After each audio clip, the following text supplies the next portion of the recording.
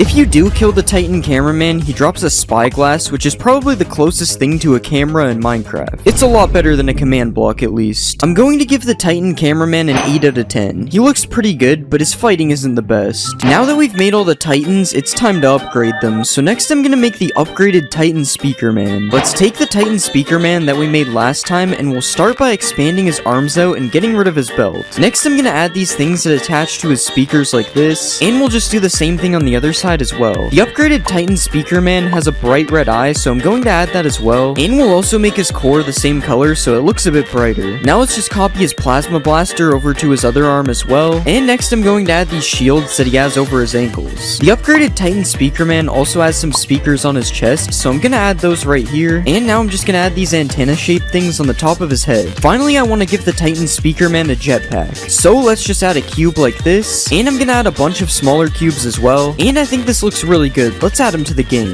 This is the upgraded Titan Speaker Man in game. This guy is actually massive. He's also moving really fast, and I'm not quite sure how that happened. The upgraded Titan Speaker Man is pretty much the same as the regular Titan, except he's way more powerful. Well, he isn't actually that much more powerful, he just shoots faster. If you kill an upgraded Titan Speaker Man, he drops a pig step music disc, and I'm not really sure why. I just picked a random music disc for him to drop, and that was the one. But I don't think you're gonna kill this guy, because he has way too much health. I think I'm going to give the upgraded Titan Speaker Man a 9 out of 10. I honestly really like how he looks in game. Next, I'm going to make Cinema Man, and I'm gonna start by using the Titan TV Man from last video. First, let's make his body a little bit wider like this, and next I'm gonna give him a new and improved jacket. Now let's just color his pants a bit darker, and we'll also make his head a little bit wider as well. I'm also going to lift up his head a little bit and give him a neck, and now it's time to start adding the speakers on his body. I'm going to start by making the helicopter speakers first. So let's just draw in a helicopter blade like this, and we're gonna copy this to the other side so he has one on each shoulder. Now it's time to give him the massive speaker on his chest. So first I'm gonna make a black box like this, and then I'm gonna copy the speaker part 9 times to match the actual speaker. Now let's just change up his coat a little bit more, and we'll add these things that he has on the side of his arms like this, and finally I'm going to give him a jetpack on his back. And that's the Cinema Man complete. Let's see him in the game. This is how Cinema Man looks in game. He looks way better than the regular Titan TV Man. Oh yeah, he also does the face thing. I forgot about that. I ended up nerfing the Cinema Man's damage because the Titan TV Man was way too OP,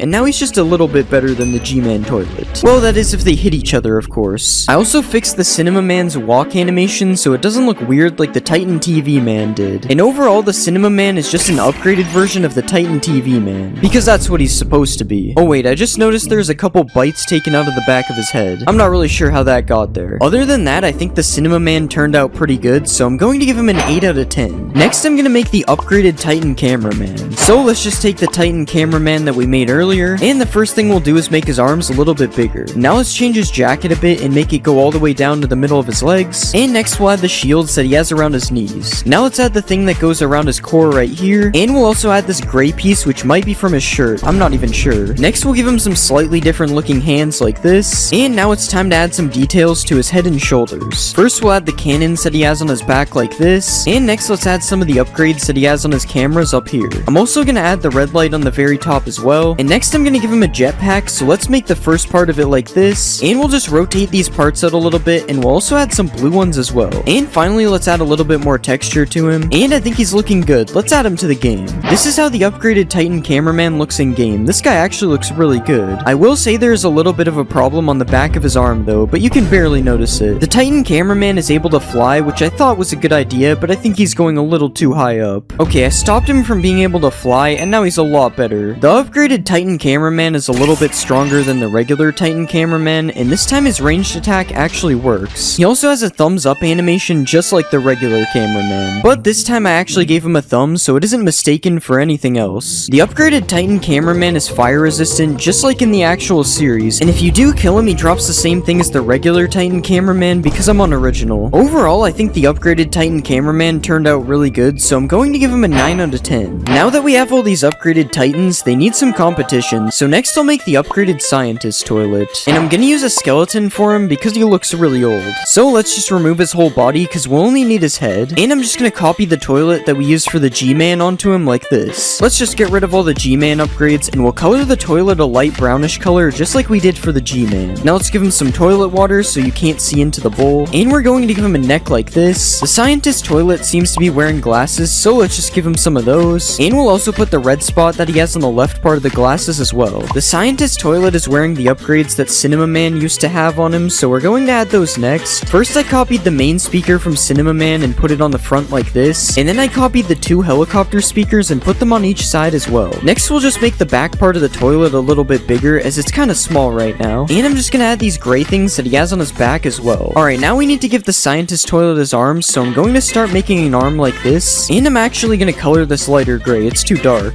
Now let's copy this arm onto the other side, and I'm just gonna rotate the arm like this to make it look a little bit nicer. Now finally I'm gonna add this light thing on the side of his head right here, and I think that looks pretty good. Let's see how he looks in game. This is the upgraded Scientist toilet in game. This guy is by far the biggest mob we've made. And he's not just the biggest mob, but he's also one of the coolest, as he's able to hover on the ground instead of walking. The upgraded Scientist toilet is insanely powerful. This is what he does to a regular Titan Speaker Man. He literally didn't even have a chance. Now let's try the upgraded Titan Speaker Man. That wasn't much better. It's probably going to take a combined attempt from all the Titans to take this guy out. Come on, Titans, you can do it. Okay, good. They managed to kill him. If they didn't, he would have been way too OP. I also made the Scientist toilet drop a brewing stand when you kill him because that's science, I guess. I don't really know. And if you look closely, you can see that he shoots through the red part of his glasses because I'm pretty sure he's supposed to do that. I'm going to give the upgraded Scientist toilet a 10 out of 10. I'm pretty sure this is my new favorite mob so far. He looks really good. Next, I'm gonna make the parasitic Skibidi toilet. And I'll use a silverfish because that's the closest thing to a parasite. First, let's get rid of all this stuff. And we'll just start to make the shape of a toilet like this. Now let's color the toilet a backroomsy looking color. And we'll add this rectangle part that comes up from the back. Actually, I'm gonna change the color a bit. It's way too yellow. Next, I'm gonna add a long neck for the head like this. And now we're just gonna give him a villager head just like the regular toilet. Next, let's change his face a little bit to make him look more like the parasite toilet. And let's add the little pipe thingy on the top of the toilet like this. Now it's time to start adding some texture all around the toilet like this. And now let's start to give him some legs. And we'll copy these legs over to the other side like this. And now let's just rotate them a bit so they point more outwards. And I think that's a pretty good parasite toilet. Let's add him to the game. This is how the parasite toilet looks in game. This guy is way too tiny. And because he's so small, he's also really fast, which makes him kind of scary to get chased by. There are 2 sizes of parasite toilets, small and large. And I know the large one is supposed to look different, I just didn't feel like making the other version. If a large parasite toilet bites a Titan Speaker Man, he will turn infected, and if a small parasite toilet bites a cameraman, it will infect him as well. I also added an infected version of the upgraded Titan Speaker Man, but there's a very small chance that he gets bit before killing the parasite. The parasite toilets are also able to be deployed by the upgraded Scientist toilet, which I actually think is a pretty cool way for them to spawn. Overall, the parasite toilet turned out pretty good other than this weird spot on the side that I'm not sure how to fix, so I'm gonna give it an 8 out of 10. Next, I'll make a regular Speaker Man, and I'm gonna use a Vex to make him because that's a villager hating mob. First, let's take a leg from the cameraman like this, and we'll just move these body parts for now because they are definitely in the wrong place. Next, let's color the Speaker Man's pants a light gray like this, and now it's time to add his body. First, let's expand the body out to make it a lot bigger like this, and then we'll start to give him some arms as well. Now let's also give him some fingers at the bottom of his arms, and now we'll just color all of this in for now. I'm gonna add the Speaker Man's jacket next, so let's work on that, and now it's time to give him a head. We'll start by giving him a neck first so his speaker isn't floating, and now we'll shape the head into a speaker. And let's just color the speaker a little bit darker than his suit, and we're gonna give him the actual speaker part in the middle like this. Okay, now that we have a speaker head, let's give him some headphones, and let's also put the headphone band at the top like this, and now I'm gonna give him some extra texture all around his suit like this, and I'm also gonna give him a tie and a belt on his shirt. Alright, I think this guy looks pretty good. It's time to add him to the game. This is our Speaker Man in game. He definitely looks a lot better than I expected. Okay, what is up with all the Speaker Men being so fast? I swear I don't know how this is happening. The regular Speaker Man is the same strength level as a regular cameraman, which means the only thing he can really kill is the regular toilet. But the Speaker Man doesn't actually kill the Skibidi toilets. Instead, he just sits on top of them, just like in the actual series. It is kind of weird though, because the head doesn't disappear. The regular Speaker Man is also able to do the Speaker Man dance if you right click him, and this is probably one of my favorite features I've made so far. It looks so funny. If you kill a speaker man, he drops a jukebox, which pairs really well with the pig step disc from earlier, or you can use it to play my favorite music disc, which drops from the infected upgraded Titan speaker man as well. Overall, I think the speaker man is one of my favorite mobs so far, so I'm gonna give him a 10 out of 10 as well. The dance is just too good. Next, I'll make a large speaker man, and since I used a Vex for a small speaker man, I'm gonna use an evoker for the big one. First, let's delete all this stuff, and next I'm gonna use the regular speaker man's leg, but I'm just gonna make it bigger. Now let's copy the leg over to the other side, and we'll just shape his body so it fits his legs. Now let's color his legs black for now, and we'll color in his white shirt on the top as well. Okay, now that's looking pretty good. Let's start to give him some arms, and we'll just copy this over to the other side. Now let's color the arms the same color as his shirt, and we're going to give him some long fingers as well. And now it's time to add his head. So let's just color the speaker in dark black, and we'll add the first speaker part in the bottom middle like this, and let's just add a few more of these and also color around them a bit. And now it's time to add a few more details like this belt down here, and we're also going to give him some texture as well, and I think that looks really good. Let's see him in game. This is the large speaker man in game. He is definitely a lot larger than a regular speaker man, and just like the regular speaker man, you can make this guy dance as well, although it looks kind of broken because I just copied it from the original speaker man. The large speaker man is a lot more powerful than a regular speaker man by far. He is actually so powerful that he's able to one-shot himself with his own attack. I also made it so his attack animation looks kind of like a punch because it was supposed to be for his melee attack. The only problem is that he only uses his ranged attack, so it's useless. If a large speaker man dies, he drops a cat music disc because some of the other ones drop music discs, so I decided to just do that. And honestly, that's all there really is. He's just a large version of the speaker man. I think I'm gonna give the large speaker man a 9 out of 10. I like how he looks, but I don't think he's better than the regular speaker man. Next, I'm gonna make a large cameraman, and I'm gonna use a pillager because we haven't used that yet. So let's just remove a few of the things we don't need, and I'm mainly gonna use the same body as the large speaker man, so let's add the legs first, and we'll just color them in all black like this. And now let's copy over the large speaker man's body, and we'll just color this black for now as well. And now let's just copy over the arms from the large speaker man as well, and we'll color these in just like we colored in the other parts before. Alright, now it's time to turn this head into a camera. So first we're gonna make the lens part of the camera like this, and we'll add the film part coming off the back like this. And now let's just add a few more details, and we'll color the front part of the camera black, and now let's color the back part a similar color, and we're gonna color the film a lighter gray so it stands out. And now that looks pretty good. So next we need to add the detail to his shirt. I'm gonna start by adding a tie like this, and then I'm gonna add a coat on the top because all the cameramen wear these long coats. And now I'm just gonna add a bit of texture around his body like this, and I think that looks good. Let's see how he looks in game. This is the large cameraman in game. He kind of reminds me of the large speaker man. I won't lie, his legs going through his coat like this looks kind of weird, but other than that, he looks pretty good. I also made the large cameraman noticeably shorter than the large speaker man because he's supposed to be the shortest out of the large variants. The large cameraman has more health and does more damage than a regular cameraman, but I decided to make it so he only melees, unlike the large speaker man. It's probably for the better though, as we saw what happened before. In the series, the large cameraman has a baton which he uses to stun toilets, so I made it so he drops a stick when he dies, which is supposed to be a baton. The large cameraman also stuns low-level toilets when he hits them, which is supposed to act as the baton shocking them. Like usual, I gave the large cameraman a thumbs up animation, and this time there's absolutely no possible confusion because I made his arm bend. Overall, I don't like the large cameraman as much as the speaker men, so I'm gonna give him a 7 out of 10. Next, I'll make a TV man, and I'm gonna use an Enderman because the TV man teleports. First, we'll change the shape and size of his legs because they were a little big. And now let's color this in, and we'll also give him some shoes. Now let's add the top part of his legs like this, and now it's time to make his body. The TV man wears a large trench coat, so we're gonna add that over top as well. And now it's time to change the shape of these arms, and we'll also rotate it a bit like this. And now let's just give him some fingers like we've done for the other mobs. Okay, now that's looking pretty good. It's time to add his head. First, I'll make the black outlines that go around the TV screen, and then I'll add the bluish screen that the TV man has on the inside. And I think that's pretty good. Let's just add a few more details. First, let's add some buttons on the front of the coat like this, and we'll just make some parts a little bit darker like this as well. And now finally, we'll just add a little bit more texture over the top, and I think that looks good. Let's add him to the game. This is how the TV man looks in game. He's a lot taller than I thought he would be. Similar to the TV woman and the Titan TV man, I made it so the TV man flashes between nothing and one of the faces he does as well. In the actual series, the TV man is able to stun the toilets with his screen, so I gave the TV man a ranged attack which stuns low-level toilets just like the large cameraman does when he hits them. The attack itself doesn't do much damage, but if there are other alliance members around, it allows them to easily finish the toilets off. The TV man is also able to teleport when he gets low, just like the TV woman. And if you kill the TV man, he drops an ender pearl because he's is an Enderman and I just didn't change it. Overall, I don't think the TV man turned out that bad, but he's also not amazing, so because of that, I'm gonna give him an 8 out of 10. Next character I'll make is the Moist Critical Toilet, and I'm gonna use a creeper to make him. Let's start by removing all this stuff because we don't need it, and we're gonna take the regular toilet's body and copy it over here. Now let's color the whole toilet a dark grayish color. Now let's color his neck for now, and it's time to work on his upgrades. First, we'll put this gray thing on the front like this, and let's add some of the black spots as well. And now let's change the shape of the toilet seat a bit like this. Next, we'll give him the computer part on the top. Now let's expand this part out a bit like this, and now let's add a few more details to the bottom one as well. Next, I'm going to add his jetpack, so let's add a big cube like this. Now let's add some more details to it so it isn't just a black cube. Next, let's add more armor on the bottom part here, and we'll give him the small cannons that he has on each side like this. And now let's add the big cannon here as well, and we'll just copy this to the other side. Obviously, this creeper head doesn't look like Moist Critical, so let's color this part in, and we'll start to give him some hair like this. Now let's draw his eyes, and I'm going to make them look like this because he has a lot of pupils. Next, we'll give him a nose, and we'll also add some facial hair on the bottom. Now let's add his glasses over top. Okay, I don't think that looks bad. Let's add him to the game. This is how the Moist Critical Toilet looks in game. He definitely looks good. Well, the toilet part looks good, but it kind of looks like he has buck teeth. In the series, the Jesus toilet mimics the TV attack, so I gave him the same attack that the TV woman and TV man have. And this makes him pretty powerful as he's able to take out multiple large cameramen at once. Not enough to take out the Titan speaker man though. If you kill the Jesus toilet, he drops nothing, which is weird because I thought I gave him a drop. And if you listen closely, you can hear him making a woo sound. This is the Moist Critical Toilet's reaction to you subscribing. Overall, the Moist Critical Toilet doesn't look that bad, so I'm going to give him an 8 out of 10. Next, I'm gonna make the Glitch Toilet, and I'll use a chicken to make him. First, we'll delete the parts we don't need, and now let's copy the toilet over from the regular toilet. Now let's color the toilet a really dark gray. Next, let's add a plate on the front like this, and we'll just connect these plates to the toilet down here. And now I'm just gonna add the little things that stick out on the side like this. Okay, that looks good. Now let's work on the back of the toilet. First, I'm gonna change the shape a little bit like this, and now I'm going to add this gray thing he has up here, and we'll just add another layer underneath, and then we'll add one more layer like this, and we'll color this one darker gray. Now let's add a long piece right here, and we'll copy this over to the other side too. And next we'll add another piece on the side like this, and I think that looks pretty good. Now it's time to work on his head. First, let's color in his neck, and then we'll color his head as well. And now I'm going to give him some creepy eyes like this. Next, we'll add his mouth on the bottom, and we'll also put the little amount of hair he has up here. Okay, that looks really bad, so let's just change the whole face a little bit, and we'll give him some ears like this, and I think that looks better. Let's add him to the game. This is the Glitch Toilet in game. I'm not sure if giving him this head was a good idea. I also love how he makes chicken noises. It just doesn't fit him at all. The Glitch Toilet is ridiculously fast, so it kind of looks like he's glitching, and I also made his head animation look like it's glitching as well, instead of being smooth like the other toilets. When the Glitch Toilet attacks another mob, he starts glitching around like crazy, sort of like his super speed attack in the real series, and he's actually able to kill the Titan speaker man by making him attack himself because he's glitching so much. If you kill the Glitch Toilet, he drops nothing, but this time it was intentional because I wanted to make him drop a glitched item, but it just didn't work. Overall, I think the Glitch Toilet looks creepy, but he's still pretty good, so because of that, I'm going to give him an 8 out of 10. Next, I'll make the Ninja Cameraman, and I'm going to use a husk because I'm running out of villager hating mobs. First, let's just use the original cameraman body to start, and I'm gonna remove his headphones because I don't know why I even added these. Now let's move his head up a little bit, and we'll also make his neck bigger. Next, I'm gonna color his camera a dark grayish color, and I'll color this thing slightly lighter. And now let's work on his body. First, I'll change the color of his tie area like this, and I'm going to make the whole suit a lighter gray, so let's just color this in, and then we'll color his pants in as well to match it. And now let's move the coat back, and we'll color it darker gray as well. Next, I'm gonna color his hands black, and I'm also gonna give him some fingers as well, because the old cameraman didn't have them. And now let's start to add the light things under his camera, and we'll just add another piece and color it lighter gray as well. Okay, now let's just add some extra details to his suit, and I'm gonna give him some texture like this. Now finally, let's add his plungers, and he's going to have one in each hand, so let's copy this thing over, and that looks pretty good. Let's see how he looks in game. This is the Ninja Cameraman in game. He basically looks like a normal cameraman. The only difference is he's wielding a couple of plungers, unlike this guy who has nothing. The plunger cameraman is slightly stronger than a regular cameraman, as he's able to one-shot a regular toilet. He also does good against a spider toilet as well, but the Glitch Toilet is definitely his weakness. I also made the Ninja Cameraman the first mob to drop a custom item, as he drops a plunger. The plunger does 1 more damage than a netherite sword, making it a really useful weapon. It also means you can one-shot toilets with it, making them no longer able to terrorize me. The Ninja Cameraman also has a thumbs up animation, which is more advanced this time because he puts the plunger away first. Don't ask how how he gets it back though. He must be magical. I'm going to give the Ninja Cameraman a 9 out of 10. I just really like his plungers. I don't know why. Next, I'm gonna make the Assailant Astro Toilet. And I'll use an Allay because Allay is kind of close to Alien, I guess. First, I'm going to delete all this stuff we don't need. And like usual, let's take the body from the regular toilet. This time, I'm going to color the toilet a brownish color. And I'm just gonna remove the bottom of the toilet to add a new bottom instead. So let's add some circular layers on the bottom like this. And we'll color them each a different shade of brown. This kind of looks like a Badlands biome. Now let's give the toilet some water up here. And it's time to start working on the ring that goes around him. I'm going to color the square orange like this. And then I'm gonna make another part inside, which is light gray. Now let's add the piece that connects it to his body right here. And I'm just gonna copy this thing all around his body so it's orbiting him. Okay, now that that's done, it's time to work on his head. I'm going to keep the Allay head this time because we saw what happened last time. And we'll start adding a brown helmet all around his head. And I'm just gonna put the black stripes that he has on top of it. And that doesn't look that bad. Now let's add his cannon. So let's just copy a bunch of these squares until it kind of looks like a cannon. And we'll just color this one red like this. Now finally, let's add some texture all around his body. And I think this is looking good. Let's see how it looks in game. This is the Astro Toilet in game. Something definitely looks out of place. Yeah, I probably shouldn't have kept his head as an Allay. It looks really weird. But other than that, he turned out pretty good, especially the rotating part. It looks so cool. In the actual series, the Assailant Astro Toilet is able to instantly warp away, so I gave it a chance to randomly warp away in game as well, which is really annoying when you're trying to record it. The Astro Toilet is the only mob that actually flies and doesn't just hover above the ground, which makes him really OP when he gets in a fight. I also made him attack the G-Man toilet because he is seen doing that in episode 60, but I wouldn't say his strength level is the same as he barely does any damage to the G-Man toilet. Overall, I think the Astro Toilet looks pretty good other than the Allay head, so because of that, I'm going to give him an 8 out of 10. Next, I'll make the Speaker Woman, and I'll use a Piglin because they both like dancing. Let's start by removing all of this stuff, and we'll make her legs a little bit longer like this. Now let's give her some shoes, and we'll color them pink. And now let's just color her pants a dark grayish color. Next, I'm gonna change the shape of her body a little bit like this, and I'll also make her arms a different shape as well. And now let's just color all this stuff in, and now it's time to work on her speakers. First, I'll make the main speaker like this, and then I'll put the little ones that she has on the side. And now we'll give her the main speaker part in the middle, and let's just add her headphones, and I think that looks pretty good. Now let's just add a few more details, like this purple part on her shirt, and this extra coat layer on top, and we'll just give her a bit of texture as well, and I think this is looking pretty good. Let's add her to the game. This is how the Speaker Woman looks in game. She doesn't look that bad. Well, she looks kind of weird with the shaders, but it's fine. In the actual series, the Speaker Woman dances while she walks, so I made it so that when the Speaker Woman walks, her arms go up in the air, so it looks like she's dancing. Well, kind of. It doesn't really work. And of course, when you right-click the Speaker Woman, she does the regular speaker dance as well. The Speaker Woman is very powerful and can one-shot the low-level toilets. And I also made her attack animation look like she's loading her speakers up with knives, but it also looks like she's hitting the gritty. If the Speaker Woman dies, she drops a chirp music disc because there isn't a pink music disc, so red is kind of the same. And overall, I think the Speaker Woman turned out okay, but she definitely wasn't the best, so I'm going to give her a 7 out of 10. Next character I'll make is the Mutant Skibidi Toilet, and I'm going to use the Wandering Trader, even though I already used him because that didn't really count. First, let's get rid of the stuff we don't need, and I'm gonna use the large Speaker Man's body, so let's just paste a head on like this. Now let's start to change the shape of his body, and we'll color this part white because it's gonna be a toilet. Now let's extend this toilet part out a bit more, and we'll add these outlines, which will be the seat like this. Next, let's give him a new tie because we got rid of the old one, and now it's time to make him look a bit more mutated. First, I'm gonna move his arms down, and I'm gonna rotate them a bit to make them stick out. Next, we'll give him a neck piece like this, and we'll start adding the pipe that comes out of the back of his head. Let's just add some gray spots all around the toilet like this, and we'll color the tie a little bit more red. And now let's add some texture on the back part and on the neck like this, and I think this is looking pretty good. Let's add him to the game. This is how the mutant toilet looks in game. This guy definitely looks pretty weird, especially the head part, which not only rotates, but now it changes size as well. In the series, the Skibidi Man is meant to be really fast, so I made the mutant toilet run really fast in game as well. This also makes him really powerful as nothing is really able to get away from him. The only way to get away from him is by subscribing. If you kill the mutant toilet, he drops a zombie head because mutant is kind of the same category as zombies. I don't really know, it's all I could think of. And overall, I think the mutant toilet looks pretty good, but there are a few problems like this weird texture on the back. So because of that, I'm going to give the mutant toilet a 9 out of 10. Next, I'm gonna make the large TV man, and I'll use an Ender Dragon because I used an Enderman for the regular TV man. First, let's delete all the dragon parts because we don't need those, and I'm gonna use the regular TV man as a base, so let's copy all of this over here. Next, I'm gonna make his body bigger, so let's do that. Now let's add a new coat over the top as well, and next I'm gonna work on his arms. I'm gonna make the arms a little bit bigger, so let's just do that. Now I'm gonna color both of these arms the same color as his suit. Okay, now that's looking pretty good. It's time to give him his TVs. First, I'm going to add the thing that connects them to his body right here, and we'll color this whole thing a lighter gray. And now let's remove all this stuff and change the head into a TV. Now let's add some outlines on the side, and we'll color them a darker black like this. And we'll also color in his noisy TV screen. Now let's just add a stick coming out from the side like this, and we'll just put a smaller TV that looks the same coming off of it. And now let's copy this over to all four sides like this, and I think that's looking really good. Let's add him to the game. This is how the large TV man looks in game. I have to say he's definitely one of my favorites out of the TV people. I will say it's kind of weird that he makes Ender Dragon noises though. The large TV man is really powerful as he's able to kill multiple mutant toilets at the same time. I can't really remember if that's accurate or not, so I'm sorry if it isn't. The large TV man also has the same attack as the TV woman, as it's the closest thing I'm able to make to his actual attack in the series. Also similar to the TV woman, if the large TV man gets low on health, he will teleport away before he can be killed, although he doesn't teleport really far. Overall, I think the large TV man turned out pretty good in game. I especially like his TVs, so because of that I'm going to give him a 10 out of 10 because he deserves it. Next I'll make the Detainer Astro Toilet, and I'm gonna use a Wandering Trader Llama to make him. First let's remove all the parts we don't need like usual, and then I'll take some of the parts of the Assailant Astro Toilet and copy it over. Now let's color the top part of the toilet a brownish gray like this, and now let's just add another smaller part on the bottom here, and that looks pretty good. So now it's time to add the circle part he has on the bottom. First I'm gonna make a rectangle like this, and now let's just copy this rectangle over and over again until it kind of looks like a circle. Next I'm gonna color in the toilet water right here, and I'll move the llama head down so it looks like it's coming out of the water. Next I'm gonna give him a helmet because the Astro Toilets wear helmets, and I'm not gonna lie, that kind of looks like it's supposed to be hair, but it's fine. Now I'm gonna give him his arms, starting with the one on the top, and I'm gonna add a claw looking thing that's attached to the arm, and I think that looks fine. So now let's work on his right arm. Now we'll add the clamp thing he has on the end here, and we'll copy one on the other side so it looks a bit better. Let's do the same things we did for the last arm, except this time we're gonna give him a knife attached on the end, and let's just add the little things that come off the sides like this, and I think that looks good. Let's see how he looks in game. This is the Detainer Astro Toilet in game. I was definitely expecting the llama head to look a bit worse. It's a lot better than his knife at least, which kind of looks like a peeled banana that is spinning. Similar to the Assailant Astro Toilet that we made last time, the Detainer Astro Toilet also has the ability to randomly warp away, and once again this doesn't really help when you are trying to record him. The Detainer Astro Toilet is also able to fly just like the Assailant one, but this time it doesn't really help him because most of the time he just forgets to attack his enemies. If you kill the Detainer Astro Toilet, he drops a chorus fruit because when you eat them you teleport just like he teleports. And the Detainer Astro Toilet also attacks the G-Man Toilet just like the Assailant did, but it doesn't really seem like he's gonna kill him anytime soon. Overall, the Detainer Astro Toilet didn't turn out that great, so because of that I'm going to give him a 6 out of 10. Next I'm gonna make the Rocket Toilet, and I'll use a bee to make him because it can fly. I don't know, I'm running out of mobs. First I'm gonna delete the legs off the bee. Now let's color the toilet a dark grayish color, and we'll change the bottom of the toilet a little bit like this. Now let's remove the toilet seat, and we're gonna change the back of the toilet as well. So let's just make this piece bigger, and now we'll copy it a few times and rotate it like this, and let's just change the shape of the top part and move it as well. Now that looks pretty good, so let's add the wall he has in the back, and we'll color the wall the same color as the toilet like this. Now let's also give him a floor just like the wall. Now this is looking pretty good. Let's add his rockets. I'm going to make a small square like this, and then I'm gonna make a smaller one on the inside. Now let's copy this until we have 3 of them on each side, and now let's color the middle piece a slightly lighter gray, and we'll also add a little bit of texture like this. Now let's give the bee a neck, which makes no sense, but it looks better than if he's floating, and we'll also add a helmet just like the Astro Toilets had. Now let's just add some fire coming out of the rockets, and I think that's looking really good. Let's add him to the game. This is how the Rocket Toilet looks in game. Something about this looks kind of weird. Using the bee as the head was fine, but it kind of looks like the bee has Elvis hair, I'm not gonna lie. But other than that, the Rocket Toilet actually looks pretty cool. The Rocket Toilet is incredibly powerful, and he's able to one-shot most of the mid-level Alliance members. He also makes an explosion every time he attacks something, and the only real problem is that he dies most of the time he attacks. That's similar to what happened in the actual series though. If you kill the Rocket Toilet, he drops a firework rocket because that was in his name and it's kind of funny, but I have a feeling you won't be killing the Rocket Toilet as he does a ton of damage. Overall, I think the Rocket Toilet doesn't look that bad, but he just looks kind of boring, so because of that I'm going to give him a 7 out of 10. Next I'll make a Speaker Strider, and I'm gonna use a Strider to make it because it's in the name. First let's remove the hair because we don't need it, and next I'll change the shape of the legs a bit like this. Now let's move these legs way further apart, and we'll shape the main Strider head into a speaker like this. Next I'm gonna make another part of the leg, and we'll make this part a bit thinner, and we'll also add a thinner part on the bottom. Now I'm gonna copy this leg onto each side like this, and next let's add some cubes on the back of the speaker as well. Now I'm gonna color the entire speaker dark gray, and I'm gonna color the legs a little bit lighter gray, and now it's time to work on the details on the speaker. First, let's add some walls on the sides like this, and we'll add the main speaker thing here in the middle. Now let's just add a few more walls going the other way, and we'll just add a cube on top of the speaker part like this. Next, I'm gonna color in all these parts different colors of gray, and I'm gonna add a few more black parts on the side. Now let's give the speaker some extra detail like this, and I think that's looking pretty good. Let's see how it looks in game. This is the speaker Strider in game. He actually looks really good. Not that it was very hard to make him look good though. It's not a very complicated design. Similar to the Strider toilet I made a while ago, I made it so you can ride the speaker Strider as well, which looks kind of weird, but this time I had a reason to do it because the speaker Striders are controlled by speaker men, so this is kind of the same thing. The speaker Strider is also able to climb walls like a normal spider can, but the only problem is I forgot he takes fall damage. If you kill a speaker Strider, you get a jukebox, which I'm pretty sure I've used as a drop before, but this time it makes a lot more sense. And if the speaker Strider gets in a fight, I just gave him the regular speaker attack, but for some reason he waits until he is really close to use it. Overall, I think the speaker Strider looks really good, so I'm going to give him a 9 out of 10. Next character I'll make is the Airstrike toilet, and I'm going to use a blaze to make him because they can both fly. First, let's get rid of these things because we don't need them, and I'm going to use the body from the regular toilet, so let's copy that on. Next, let's put the shield thing that he has in the front here, and now let's start to work on the first rocket underneath. Now let's copy this thing over to the other side. Next, let's make a fan like this, and we'll just copy this fan all around until there are 6 fans. Alright, now this body is looking good, it's time to give him some color. First, let's color these shield things a little bit lighter gray, and we'll color his rockets a few different colors as well, and we'll just color the toilet water blue, and now it's time to give him a head. Now we'll give him some hair like this, and I'll just give him a mouth and some eyes, and finally let's give him some headphones on top of his head. Alright, I think that looks pretty good. Let's see how he looks in game. This is how the Airstrike toilet looks in game. This guy actually looks pretty cool. I will say it's kind of weird that he makes blaze noises though. They are a bit loud. The Airstrike toilet isn't the most powerful toilet in the game, but he's still pretty good as he's literally able to one-shot a large speaker man. It's not the same for a Titan speaker man though, as he's actually immune to his attacks just like in the actual series. Subscribe if you want to be immune like the Titan speaker man. The Airstrike toilets are usually seen working in groups, so I made it so that there's a chance that 3 of them spawn when one of them gets attacked. This makes it really annoying to kill them, especially if you are using your fist. If you kill the Airstrike toilet, he drops a TNT because that is the closest thing in the game to an airstrike, and overall I think the Airstrike toilet turned out pretty good other than the blaze noises. They are very annoying. So because of this, I decided to give the Airstrike toilet a 9 out of 10. Next, I'm gonna make the new police toilet, and I'll use a guardian because it has guard in the name, and guards are kind of like police. First, let's remove all this stuff that we don't need, and we'll just copy a toilet body with a jetpack over top like this. Now let's color this entire body a greenish gray color, and I'm gonna add one of these shields in the front like this. Now let's work on the thing that goes over top of his guns right here, and we'll just copy the gun underneath like this. Alright, now let's add a cube on the top that is gonna be his lights, and we'll color one side red and the other one will be blue. Okay, now this is looking good, so let's start to color some stuff in. We'll color a bunch of stuff dark gray like this. Now let's color his toilet water blue, and we'll color his neck in as well. And now it's time to work on his head. And now let's add his hat on the top. Next we'll give him a mouth, and we'll add a mustache on top. And let's give him a nose, and we'll also give him some eyes above that. And I think that is looking good. Let's add him to the game. This is the police toilet in game. I would say he definitely looks pretty good. The police toilet also makes some pretty weird noises, just like the Airstrike toilet, except this time they are kind of scary. The police toilet is really powerful when he's able to attack and isn't just missing all his hits. And he even freezes his enemies when he hits them because he's placing them under arrest. Officer, I didn't kill those Skibidi toilets, I swear. The police Skibidi toilet is pretty fast, as you can see, which makes it really difficult to run from the police as well. I guess the only way to avoid going to jail is by fighting back. If you kill the police toilet, he drops a debug stick, which is supposed to be like a police baton. I don't really know. And overall, I don't think the police Skibidi toilet turned out that bad. The only thing that really needs to be fixed is the scary noises he makes. I had no idea Guardians sounded like that. But yeah, I think he looks good, so because of that, I'm going to give him a 9 out of 10 as well. Next, I'll make the knife speaker man. And I'm going to use a piglin brute because we made the speaker woman from a piglin. So let's delete all this stuff because we're gonna use a regular speaker man's body. Next, I'm gonna color his suit a way darker gray. Now let's color his undershirt a dark reddish color instead of gray. And now let's just make this layer dark gray as well. And let's add some red detail to his arms like this. Alright, now it's time to color in his speaker, so we'll just make his speaker a lot darker. Now let's color the actual speaker part a really dark red. Now let's give him a knife in his hand right here, and we'll also copy this knife into the other hand as well. Next, we'll start to texture his speaker again, just like we had it before. Okay, I think this guy's looking good. Let's see how he looks in game. This is the knife speaker man in game. He actually looks pretty good. He also looks a lot more intimidating than a regular speaker man, despite being made from the same body. The knife speaker man seems to follow the trend of the previous two mobs, as he makes weird noises as well. I don't know how I keep picking all the weird sounding mobs. Similar to the other speaker men, if you right click the knife speaker man, he does the speaker man dance, but this time he's holding knives, which seems kinda dangerous. The knife speaker man also sits on regular skibidi toilets after killing them, just like the regular speaker man. There is a new animation for the knife speaker man though, and it happens when he spawns. This makes him 10 times more intimidating. Imagine seeing someone do a backflip before they start chasing you. The knife speaker man is pretty powerful, as he's able to defeat some of the higher level toilets easily, and if the knife speaker man dies, he drops a knife. Not an iron sword, that's a knife. Overall, I think the knife speaker man turned out pretty good. I especially like his backflip. So because of this, I'm going to give the knife speaker man an 8 out of 10. Next, I'm gonna make the jetpack claw toilet. And I'll use a cave spider to make him, because he has spider-like legs. First, let's get rid of all the stuff we don't need. And I'll just copy a toilet body onto him like this. Now let's color the entire toilet light gray like this. And we'll start to make his legs a lot smaller. Now let's copy this leg until we have 2 legs on each side. And now it's time to give him some arms. Now we'll just add this thing that he has on the front of the toilet right here. And we'll start working on his jetpack on the back like this. And that's a pretty good body, so let's color everything in. First, we'll make some parts a little bit lighter gray. And we'll put some dark gray parts on the jetpack. Now let's just color the toilet water blue, and we'll color in his neck. Alright, now it's time to give him a head. And let's add some hair on the top like this. Now let's give him a mouth, and we'll add his eyes. And next, we'll just give him some eyebrows and a nose like this. Now finally, we'll just add some ears, and we'll give him some texture. And I think this is looking pretty good. Let's see how it looks in game. This is the jetpack claw toilet in game. It kind of looks like an upgraded version of the Strider toilet. Also, just like the Strider toilet, the jetpack toilet is really fast, making him pretty scary to get chased by. In the actual series, the jetpack claw toilet ripped the head off a cameraman, so I decided to make it so that the cameraman drops his head when he dies to the claw toilet. The cameraman's head can then be used to one-hit a bunch of different mobs and also break every type of block pretty quickly. It's definitely a very balanced item. If you kill a claw toilet, he drops a goat horn, and you might be wondering why I made him drop this completely random item. I did it because it looks like a claw. That's the only reason. There's nothing special behind it. Overall, I think the claw toilet turned out good, but it's definitely not one of my favorites, so because of this, I decided to give the jetpack claw toilet a 7 out of 10. Next, I'll make a helicopter speaker, and I'm gonna use a bat because they both fly. First, let's remove everything except the body, because that's all we need. And we'll make this body a lot larger like this. Now let's start to add the outline part around the speaker right here. Next, I'm gonna add a thing to connect the propeller to it. Now let's make the first part of the propeller like this, and we'll copy this propeller around until there are 6 different propellers. Alright, now the body is pretty much done, so let's start to color it in. First, I'm gonna color this part dark gray, and next I'll color the entire outside an orangish color, and we'll make the actual propellers a lighter gray like this. Okay, now it's time to add the actual speakers to it, and we'll color the speakers a little bit lighter gray. Now we'll make a few more speakers above this one. Now I'm gonna add a light gray outline to all these speakers we added, and I think this is looking good. Let's see how it looks in game. This is the helicopter speaker in game. It actually looks really good. Obviously, it wasn't that hard to make it look good though. It's not a very complicated design. The bat noises that the speaker makes are also really loud, but it kind of makes sense because that's how the helicopter speaker attacks. The helicopter speaker is pretty powerful as its sonic boom attack is able to one-shot low-level toilets. But since the helicopter speaker uses a sound-based attack, it is only able to attack when there are no alliance members around to make sure it doesn't accidentally kill any of them. The helicopter speaker is also able to be ridden just like the Strider speaker, but this time you can't really see anything, so it's kind of useless. If you kill the helicopter speaker, it drops the jukebox because it's a speaker, so that's the only thing that makes sense. And the helicopter speaker is also not able to be infected by parasite toilets because apparently that isn't possible. Overall, the helicopter speaker turned out pretty good for what it is, and because of that, I decided to give it an 8 out of 10. Next character I'll make is the upgraded Mafia toilet, and I'm going to use a Wither because the Wither is probably in the Mafia. First, let's delete all this stuff because we don't need it, and I'm just going to use the body from the claw toilet I made last time, and I'm just going to color the entire toilet a blackish brown color. Now let's add one of these armor plates on the front of the toilet. Now let's color these armor plates dark gray, and now it's time to add some stuff to his hands. First, I'm going to add the saw blade that he has on his right arm, and now let's add the acid cannon at the end of his other arm. Now let's copy paste a jetpack on the back as well, because I forgot he has a jetpack. Alright, I think this is a pretty good body, so now let's give him a head. First, I'm going to color his neck and his toilet water. Now let's give him some eyes and a mouth, And we'll also give him a nose and some eyebrows. And now let's just add his hat on top like this. And I think this is looking pretty good. Let's see how he looks in game. This is how the Mafia toilet looks in game. This guy actually looks pretty good. I will say that the wither noises are kind of weird though, but they also kind of fit him. As you can see, the Mafia toilet is massive and he's also very fast, possibly even faster than the jetpack claw toilet that we made last time. Okay, I wanted to make them have a race, but I somehow made it so they attack each other by accident. The upgraded Mafia toilet is also super powerful as he's able to poison his enemies using the acid gun that he has on his arm. He also gives you nausea with it, as you can see, but this only affects players. I'm pretty sure the Titan cameraman doesn't mind. Subscribe and the upgraded Mafia toilet won't give you nausea. If you kill the Mafia toilet, he drops a poisonous potato because he has an acid gun, so it's kind of like he poisoned the potato, I guess. And overall, I think the Mafia toilet looks pretty good, and I think his abilities are pretty cool. So because of this, I decided to give the Mafia toilet an 8 out of 10. Next, I'm gonna make the surveillance camera woman, and I'll use a zombie piglin because I made the speaker woman from a regular piglin. First, I'm gonna remove some of the stuff that we don't need. Now let's start working on her leg, and we'll copy it over to the other side. Next, I'm gonna change her body a little, and now let's work on her arms. Okay, that looks pretty good. It's time for us to add her head. First, I'm gonna remove these things, and let's just change the shape of her head like this. Now let's give her a neck, and now it's time to add some color. First, let's color her flashlight blue, and we'll color the whole outside of her head black like this. Next, I'm gonna color her shirt gray, and we'll color her pants a slightly darker gray. Next, I'm gonna give her a coat, so let's make a big cube like this, and let's color the outside parts of her coat gray, and we'll just draw the rest in right here. Next, I'm gonna add the gun on the back of her head, and I think this is looking good. Let's add her to the game. This is the camera woman in game. She definitely looks pretty cool. I will say the piglin noises don't really fit her though. I probably should have changed it to something else. There's also a random pink spot on the back here, but we'll just ignore that. It's not there. The camera woman is pretty fast, just like the Mafia toilet is, and just like the Mafia toilet, the camera woman also has a ranged attack that puts her in attack mode, as you can see. Her attack also freezes her enemies, making the camera woman actually super powerful. The camera woman can also TP away if she gets low on health, because there is a theory that she is able to teleport in the actual series. If you kill the TV woman, she drops a redstone lamp because it's supposed to be like her flashlight, and just like the other camera people, if you right click the camera woman, she does a thumbs up, but this time it's double. Overall, I think the camera woman turned out pretty good. She has a lot of cool features. So because of this, I decided to give the camera woman an 8 out of 10 as well. Next, I'll make the glitch plunger man, and I'm gonna use a drowned because I made the original plunger man from a husk. First, let's get rid of this stuff because we're gonna combine the glitch toilet and plunger man from before. Next, we'll add one of these wing things he has on the back, and we'll just copy it over until there's 4 of them. Now let's add one of these leg things in the front here as well, and now let's add these things on the side of the toilet where his arms are supposed to be. Okay, now the glitch toilet is looking a bit better, so it's time to add the plunger man. So first, we'll color the plunger part of the plunger red, and we'll also color the handle black. Now let's color the plunger man's camera in light gray, and I think that's good, so now let's change the colors of the glitch toilet a bit. First, I'm gonna color the actual toilet a lighter gray, and I'll color all the shields a lot lighter gray as well. Now let's color these leg things in the front really light gray, and I think this looks pretty good. Let's see how he looks in game. This is how the glitch plunger man looks in game. He looks really good. Just like the other mobs, he makes really weird sounds, but this time it kind of fits him because it's sort of like a plunger. There is also some kind of bite taken out of his head, but once again, we'll just ignore this. I never make mistakes. You've probably already noticed that the glitch plunger man is able to fly, and he also flies really fast, which makes it super annoying when you're trying to record this guy. The glitch plunger man is also pretty powerful, as he has a ranged attack that is supposed to be him shooting the plungers. Since the glitch plunger man is a repaired version of the original plunger man, I made it so that when the original plunger man dies, the glitch plunger man spawns and takes his spot. This makes him probably one of the most OP mobs in the game that isn't a Titan. If you kill the glitch plunger man, he also drops a ranged plunger attack, which when thrown does a ton of knockback. And overall, I think the glitch plunger man looks pretty cool, so because of this, I decided to give him a 9 out of 10. Next, I'm gonna make the scientist cameraman, and I'll use a giant to make him because the regular cameraman was a zombie. First, let's get rid of all this stuff because we're just gonna use the regular cameraman's body. Next, we'll add this little flashlight thing that he has under his camera, and I'm just gonna make it so his arms bend as well. Okay, now this is a good body, so let's start to recolor him. First, I'm gonna color his shirt a whitish gray like this. Now let's color the shirt underneath a lot darker gray like this, and now let's just color the outside of his camera white. And now it's time to start giving him his parasite disabler. I don't really know where to put it, so I'm just gonna put it on his back, and we'll just add a bigger part in the front here. Okay, now let's color this part light gray, and this one will be a bit darker. And I'm just gonna add a few more pieces on the outside like this, and let's just rotate it like this. this. And I think this is looking good. Let's add him to the game. This is the scientist cameraman in game. He basically looks the same as a regular cameraman. There is one slight difference other than the clothes though, and that's the parasite disabler gun that he has on his back. The scientist cameraman can use this gun to either cure Alliance members from infection, or he can use it to permanently freeze parasite toilets on the spot. Yeah, this guy is not so scary anymore. Oh wait, he can still infect them. I also gave the scientist cameraman this cool animation when he shoots the parasite disabler, and there's also another animation which is the basic thumbs up that all the cameramen have. If you kill the scientist cameraman, he drops a parasite disabler gun, and when you have this weapon you can become the scientist cameraman, as it literally just does the same things that he does. I guess this means that we don't need this guy anymore. Overall, I think the scientist cameraman looks pretty good, and his gun is definitely a cool addition to the game. So because of this, I'm going to give the scientist cameraman an 8 out of 10. Next, I'll make the scientist TV man, and I'm going to use a zombie villager because we haven't used that yet. First, I'm going to get rid of all this stuff because we'll just use a TV man's body instead. And now it's time to color him in. So first, I'm going to make his coat a really light gray color, and we'll just redraw the front of his coat like this. Next, I'm going to recolor his TV to make it a little bit darker, and we'll just change the TV screen to make it way brighter as well. Now let's change the color of his shirt underneath to be a darker color, and I'm just going to recolor his pants as well to reset the texture. Next, let's give him some pants right here, and we'll add a belt over top as well. Now I'm going to add the little thing that he has on front of his shirt right here, and I'm also going to add the antenna thing that comes from behind his TV like this, and I think this turned out really good. Let's see how he looks in game. This is the scientist TV man in game. This guy doesn't look too bad. I'm hoping this is what he's supposed to look like though, because you can only really see half of him as of right now. Just like the other TV people, I made it so the scientist TV man's screen flashes between nothing and a face, but since it's unknown what face this guy makes, I just made it the smile like the regular TV man. The scientist TV man also has a teleport ability, but unlike the other TV people, he just uses it instantly after being attacked because the scientists aren't known for fighting. According to theories, it is possible that the scientist TV man heals Alliance members with his TV screen, so I decided to make it so that he can heal Alliance members when he hits them as well. It's kinda weird because it makes them attack him back, but at least he's able to teleport away. Overall, I think the scientist TV man looks pretty cool, but he's definitely not one of my favorite mobs. So because of this, I decided to give him a 7 out of 10. Next character I'll make is the new Titan TV man, and I'm gonna take the old Titan TV man and upgrade him. First, let's get rid of some of his previous upgrades, and we'll change the shape of his body a little bit like this. Next, I'm gonna change his arms a little bit, and we'll also make his main TV a little bit wider. Now let's start to add some TVs on the side of his arms. Now let's add the smaller TVs that are behind his main one. Alright, now this looks pretty good, so let's start to color him in. First, I'm gonna color all the TV screens a light green, and we'll just color the sides of the TVs really dark gray. Now let's color in his belt even darker, and we'll also color in his shirt a similar color to the sides of the TVs, and now we'll start to add some detail to his coat. Next, let's give him a core in the middle like this. Now let's add a bit more detail to the top of his head. Alright, I think this is looking pretty good. Let's see how he looks in game. This is how the upgraded Titan TV man looks in game. He honestly looks really good. He's definitely a lot better than the previous two versions of the TV man, no offense to them. The upgraded Titan TV man is incredibly strong, as he's able to destroy the G-Man Toilet 3.0. I also added an attack animation that is just his head flying off because he does this in the actual series. The Titan TV man also strikes lightning when he attacks, as you can see, and this is kind of annoying with how fast he attacks. Just like all of the other TV people, the upgraded Titan TV man is able to teleport away if he gets low on health. But I don't think that's ever gonna happen, as the Titan TV man has 500 hearts. If you manage to kill the Titan TV man, he drops an energy blade, and if you use this energy blade, you will find that it does a ton of damage, and it also strikes lightning just like the Titan TV man's attack does. Overall, I think the upgraded Titan TV man turned out really good, even though the shaders removed a lot of his detail. So because of this, I'm going to give the Titan TV man a 9 out of 10. Next, I'm going to make the G-Man 4.0 toilet, and I'll use the G-Man 3.0 that I made as a base. First, I'm going to get rid of some of the stuff we don't need, and let's change the shape of the back of the toilet like this. Next, I'm going to remove some of these cannons that he has, and I'll just add these platform things that he has underneath the top cannons, and we'll also copy the old cannons to the bottom like this. Next, I'm going to change the bottom of the toilet a bit to make it more thick, and I'm also going to add these things that he has on the bottom as well, and I'm going to put even more cannons on the top of the toilet like this, and I'm just going to add his core in the middle here, and I think this is good. Now it's time to color this guy in. First, I'm going to color the back of the toilet really dark gray, and I'm going to color the actual toilet part a lot lighter gray, and we'll color the core light yellow. Next, I'm going to color in a few more of these random parts like this. Now let's add a bit more detail to the bottom right here, and I think this is looking pretty good. Let's add the G-Man toilet to the game. This is how the G-Man toilet 4.0 looks in-game. I think he's significantly better than 3.0. I will say the back of his toilet looks a little bit weird though. I definitely prefer the old design. The G-Man 4.0 is really fast as you can see, and he is also way more powerful than the G-Man 3.0. Despite him being very powerful though, he is still no match for the new upgraded Titan TV Man. The Titan TV Man barely lost any health. It's gonna take like 10 of these guys to take him out.